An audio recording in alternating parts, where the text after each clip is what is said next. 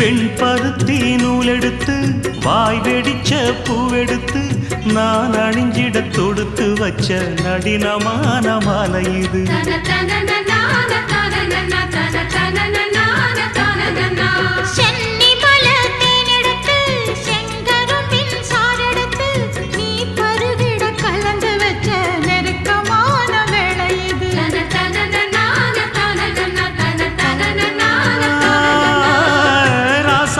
உடம்பிருக்கும் ரவிக்க துணி நானாக அன்னாடம் சூடி கொண்ட ஆசை வச்சாகாதா.